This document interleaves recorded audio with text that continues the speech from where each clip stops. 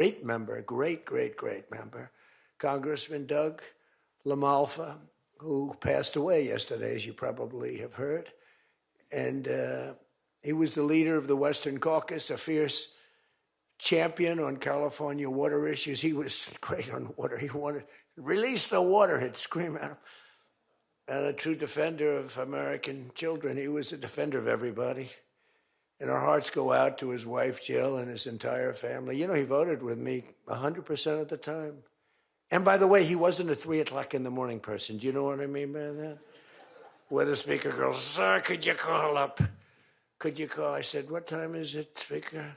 Sir, it's 3 in the morning. Could you make a couple of calls? How many? 9. So I'd start calling 3 in the morning. I said, I shouldn't use any names. I'm just going to create problems. But hi, Jim, and I'm not talking about Jim Jordan. I never had a call 3 in the morning for him. But I said, hi, Jim, how you doing?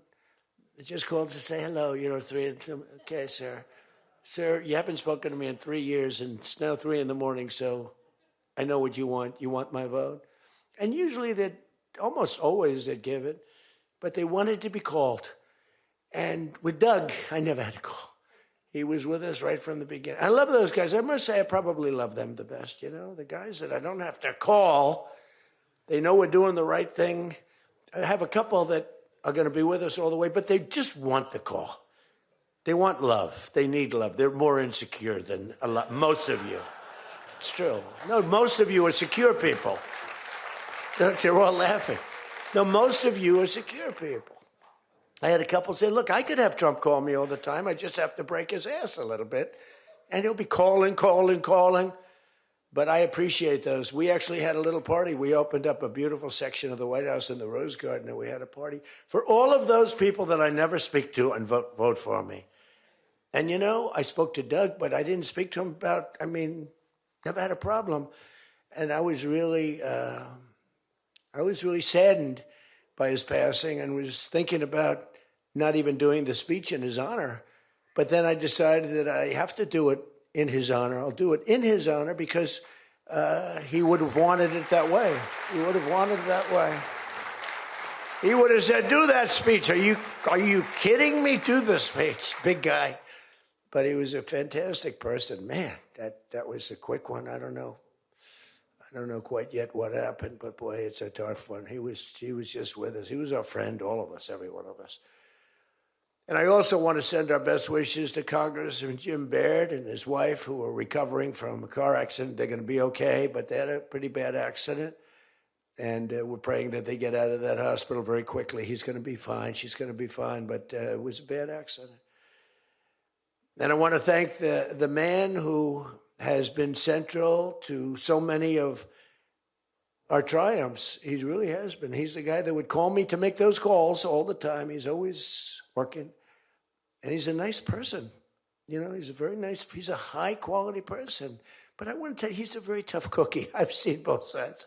Not often do I have to see the other side, because he's just, by nature, he's a very fine, religious. I like that. He's a religious person. I like that. I like religious people.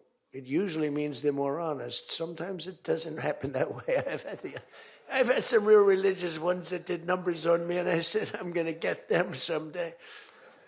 They got me by surprise, but it's usually good, okay, right? And his name is Mike Johnson, Speaker Mike Johnson.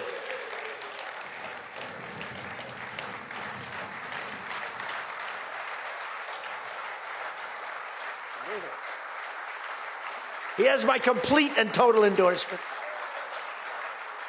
Stand up, Speaker.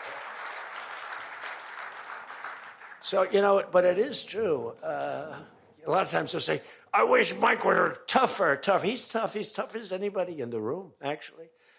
But it can't be tough when you have a majority of 3. And now, sadly, a little bit less than that. A little bit less than that, maybe. But you can't be Trump. You can't, I want you.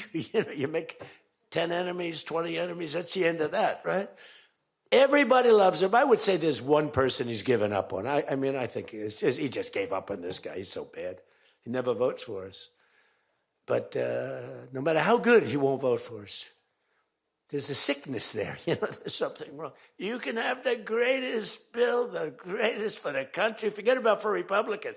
Great, great, great for the country. I'm a no vote. We don't even bother calling him at 3 in the morning, do we? Huh? But I want to thank another guy who's as tough